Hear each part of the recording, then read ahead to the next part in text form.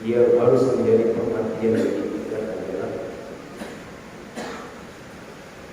sudahkah kita membebaskan diri kita daripada yang namanya dai, yakni masalah hutang piutang. Orang menganggap hutang piutang itu sebuah hal yang biasa. Bahkan terkadang ada sebagian orang berhutang itu menjadi hobi. Nyawa berhutang, hana mangat umum punya hana berhutang.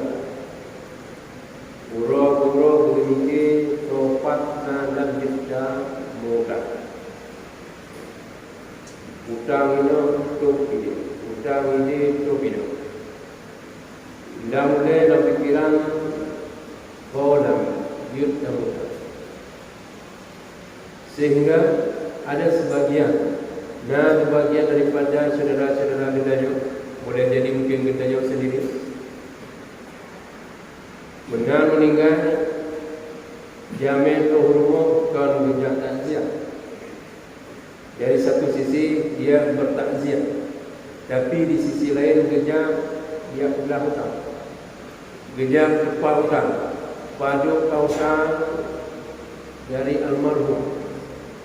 Hari demi hari datang silih berganti, bukan 1-2 orang, bukan 1-2 juta, puluhan bahkan ratusan juta.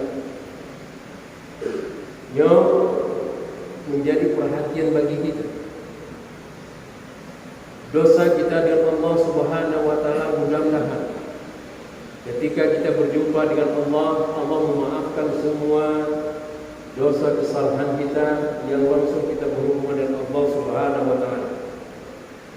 Namun kalau dosa itu berhubungan dengan manusia, Allah tidak akan memaafkan kalau manusia itu belum memaafkan.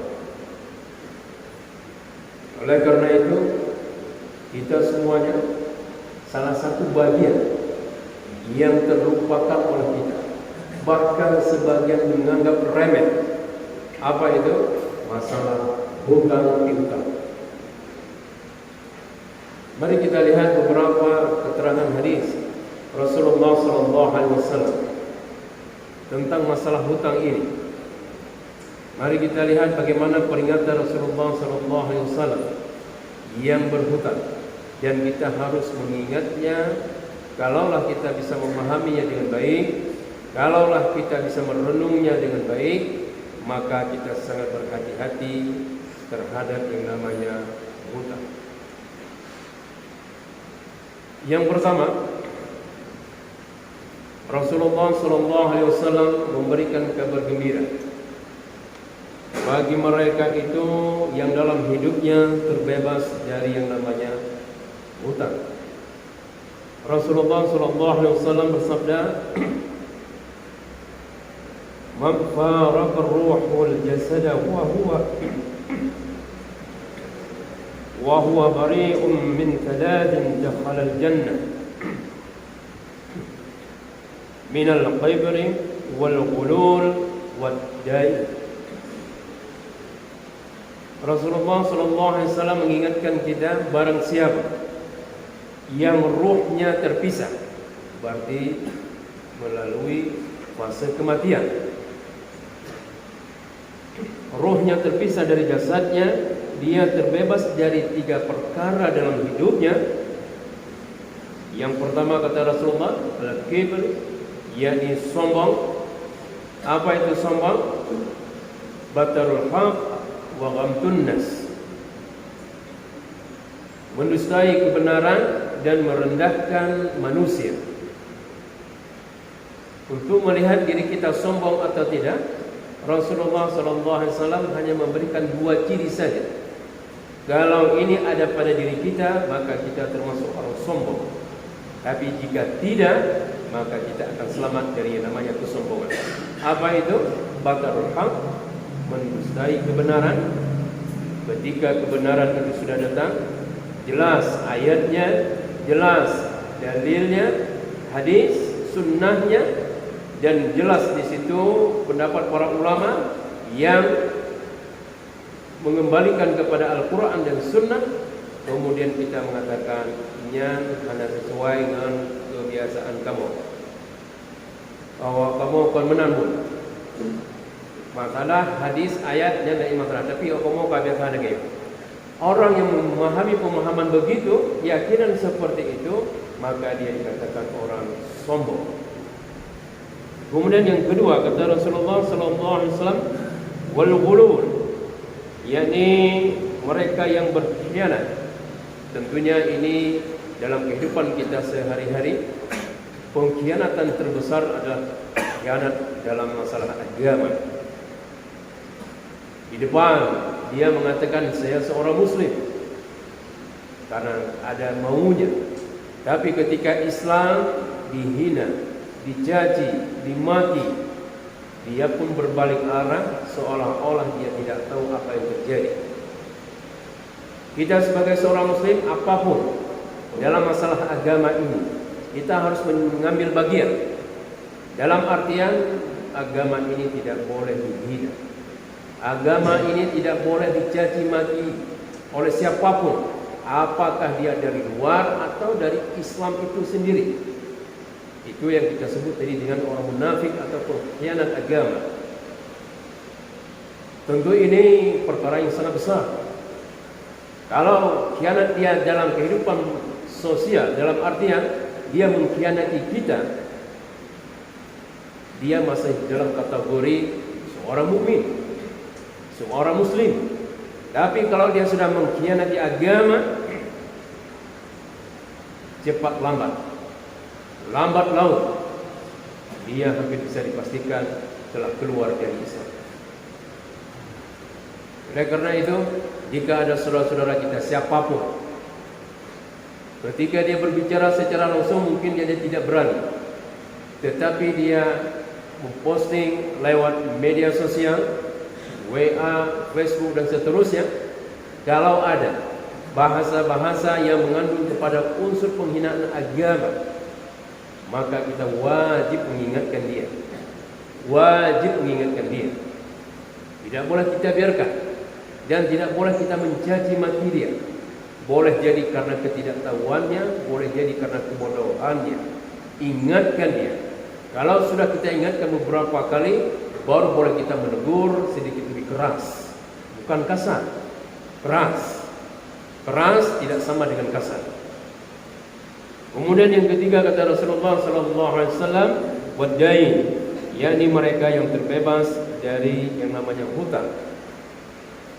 Apa kata Rasulullah SAW? Maka mereka dijamin oleh Rasulullah SAW masuk ke dalam syurga.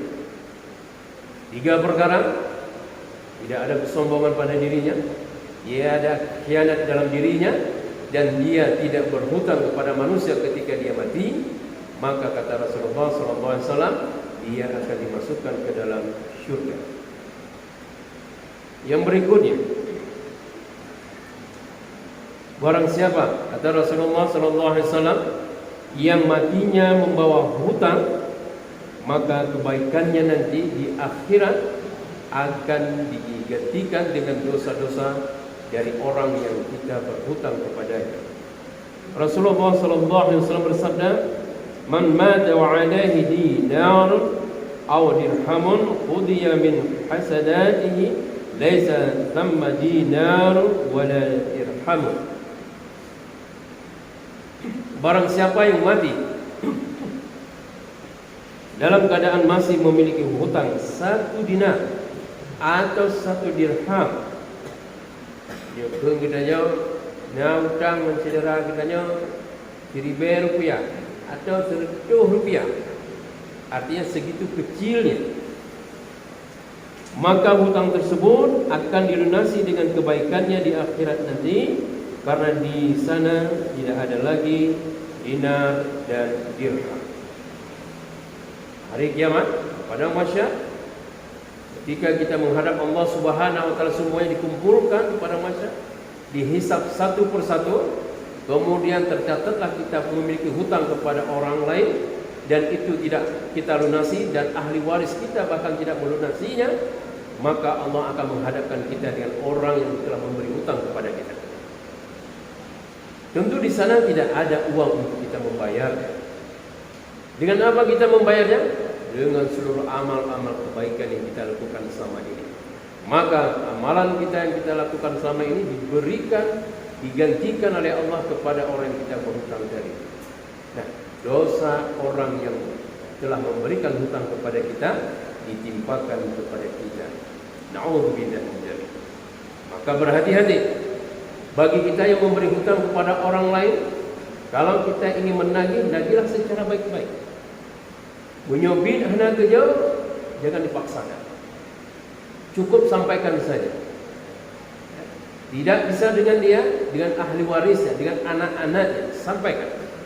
Itu pun tidak mau dilunasinya, kembalikan saja kepada Allah Subhanahu wa taala. Kapan? Nanti di akhirat. Semua amal-amal dia itu akan Allah berikan kepada kita sesuai dengan janji Rasulullah SAW. Tidak perlu kita bersikeras, apalagi sampai terjadi perkelahian, bahkan sampai terkadang terjadi pembunuhan hanya gara-gara masalah utang. Kita yang memberi utang memang itu hak kita, tetapi mintalah dengan baik-baik. Allah dan Rasulnya memerintahkan dengan kita cara baik. Kalau memang tidak bisa sama sekali, ahli warisnya juga tidak mau melakukannya, tidak mau melunasi hutang orang tuanya, kembalikan kepada Allah Subhanahu wa taala. Tidak perlu kita bersikeras di situ. Karena apa? Yang berhutang seorang muslim, yang memberi hutang juga seorang muslim. Kalau kita ribut gara-gara masalah itu, maka pertengkaran antara dua muslim, kedua-duanya mereka berdosa. Kemudian selanjutnya Rasulullah SAW mengatakan urusan orang yang berhutang itu masih menggantung. Rasulullah SAW bersabda, nafsul mu'mini mu'allaqatan bidainihi hatta yuqda'an. Jiwa seorang mukmin, kata Rasulullah SAW, masih bergantung dengan hutangnya hingga dia melunasinya. Berhati-hati. Berhati-hati kita yang berhutang. Selanjutnya, Rasulullah SAW menyamakan orang yang berhutang itu dengan seorang pencuri. Kita selama ini beranggapan pencuri itu adalah orang yang membobol rumah kita, yang masuk ke dalam rumah tanpa permisi, mengambil barang kita, menodong di tengah jalan. Ya, memang itu bagian daripada pencuri. Tetapi pernahkah kita memahami bahwa orang yang berhutang itu dan dia tidak membayarnya termasuk bagian daripada seorang pencuri? Rasulullah SAW bersabda, ayyuma rajulin yadayyanu daynan wa huwa mujmi'un alla yuwaffiyahu iyyahu laqiyallaha sariqa. Siapa saja, kata Rasulullah SAW, yang berhutang lalu berniat tidak mau melunasinya, maka dia akan bertemu Allah Subhanahu wa taala pada hari kiamat nanti, statusnya sebagai pencuri. Sariqah, sebagai pencuri. Jadi bagi kita yang sudah lama berhutang dan tidak ada niat membayarnya sedikit pun, bahkan kita mewasiatkan kepada anak kita, baik ke bayi, bah benar ini, maka bersiap-siapkan. Rasulullah SAW mengatakan bahwa orang seperti ini di hari kiamat dia berjumpa dengan Allah Subhanahu wa taala. Allah mencap dia sebagai seorang sariqah, yakni sebagai seorang pencuri. Sudah jemaah dirahmati Allah Subhanahu wa taala. Pada bagian lain Rasulullah SAW mengingatkan bagi kita yang berhutang, jangankan kita yang hidup dalam keadaan normal, bagi kita yang hidup di era zaman Rasulullah SAW saja, atau mereka yang hidup di zaman peperangan, yang mereka berperang dengan orang kafir, yang jaminan Allah dan Rasulnya, mereka yang mati dalam sebuah peperangan, maka mereka mati dalam keadaan syahid. Syahid pun kata Rasulullah SAW, dia tergantung, tidak bisa memasuki surga kalau dia masih berhutang kepada saudaranya. Tentu hutang ini, sidang jamaah rahmati Allah Subhanahu wa taala, Rasulullah tidak mengatakan hutang ini sesama muslim. Hutang yang Rasulullah SAW sebutkan dengan siapapun dia orang, mukminkah dia, kafirkah dia, sama. Maka berhati-hati, jangan beranggapan, oh karena dia orang kafir, karena dia bukan seorang muslim, anak pun ada bayi menaik. Tidak. Rasulullah tidak membeda-bedakan dalam hal ini. Mau mukmin, mau kafir, kalau kita berhutang, kita punya kewajiban untuk melunasi. Rasulullah SAW bersabda, "Yughfaru lisyahidi kullu dhanbin illa ad-dain." Semua dosa orang yang mati syahid akan diampuni oleh Allah Subhanahu wa taala kecuali hutang. Tidak ada amalan yang langsung dijamin masuk surga selain daripada syahid di medan perang. Begitu dia wafat di medan perang, jaminan kalau dia tidak ada hutang, tidak ada sangkut paut dengan manusia, jaminan surga. Tetapi kalau ada sangkut paut dengan manusia, salah satunya adalah hutang, maka tergantunglah jiwanya untuk memasuki surga.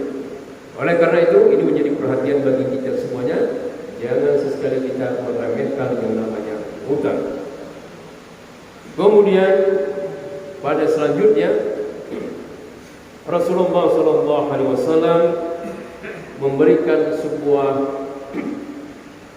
kabar gembira kepada mereka. Siapa itu? Yakni barang siapa yang memberi tenggang waktu bagi orang yang berada dalam kesulitan untuk melunasi hutang atau bahkan membebaskan hutangnya, maka dia akan mendapatkan naungan di hari kiamat dari Allah Subhanahu wa taala.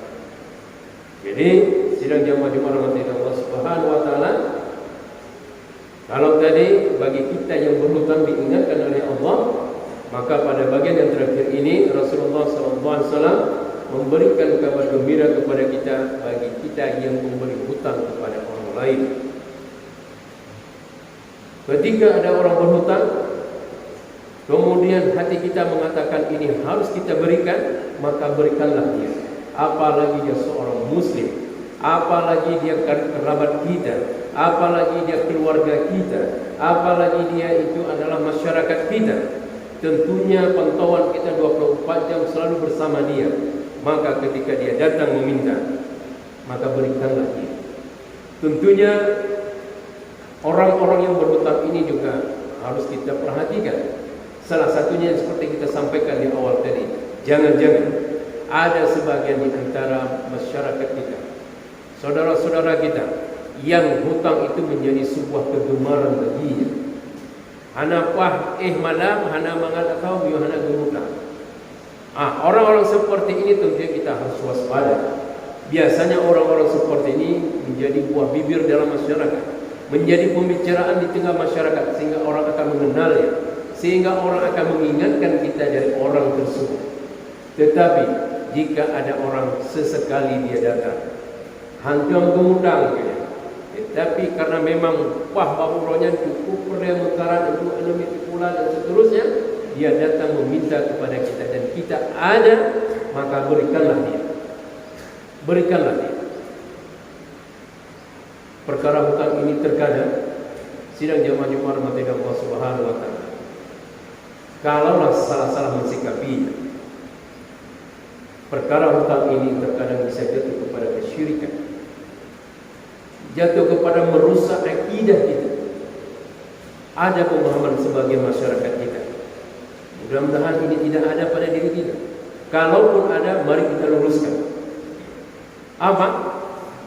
Ketika pagi hari bunga huruf irma berhanadi kami anime dia kuda payung taputan jajan han taputan gleh itu datanglah dia ke kedai kita atau ke toko kita, dia datang minta hutang sembako. Bila ke hutang hutang minyak, hutang saka, hutang roti, itu ada media di belakang. Kebetulan pas buka kedai tanya kontrol. Tanya kontrol bak kedai kaya baru buka pintu. Tuan muda, tamu tak. Ada sebagian masyarakat katakan apa? Dah kaya mah punya hutang hanya hidup.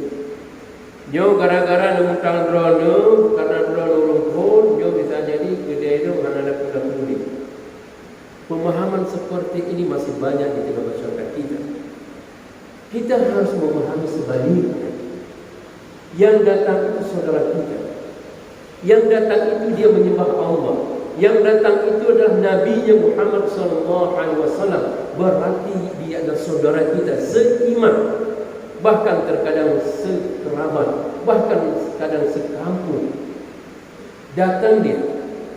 Rasulullah SAW mengabarkan kepada orang yang mensedekahkan hartanya, yang memberi bantuan hartanya kepada orang lain pada pagi hari, pagi-pagi buta pun. Apa kata Rasulullah? Maka para malaikat yang turun pada pagi hari, dia akan mendoakan. Apa doa malaikat itu? Ya Allah, berilah, lipat gandakanlah orang-orang yang pada pagi hari mereka membantu saudara-saudaranya yang lemah. Mereka mensedekahkan harta-hartanya kepada orang-orang lemah. Doa para malaikat. Bukan doa gedaya manusia, doa malaikat. Tentunya tidak ada hijab di sana. Sebaliknya, kata Rasulullah SAW, kalau ada menyona urut, kering, cukup boleh, tapi hendak cuci karena punya keyakinan seperti tadi, maka malaikat mendoakan, ya Allah, bangkrutkanlah orang yang tidak mau membantu saudaranya padahal saudaranya sangat membutuhkan. Berbalik, kita sudah pahami, kita sudah bangkrut. Rasulullah mengatakan, berilah, Allah lipat gandakan. Jika tidak, engkau akan bangkrut. Ini sedang jamaah Jumat rahmati Allah Subhanahu wa taala. Tentunya menjadi sebuah renungan bagi kita bahwa dalam kehidupan kita sehari-hari tentunya tidak selamanya kita selalu ada. Nawatehana. Uronyo tajuk kogok tengok tanyo temlake bang. Itu sudah pasti. Yang kau hukum malam. Oh, ini nama motor memang bisa jadi pah apa penghana motor karena. Begitu juga sebaliknya. Namun hana motor saja, tapi alhamdulillah pendah saja. Begitulah kehidupan kita.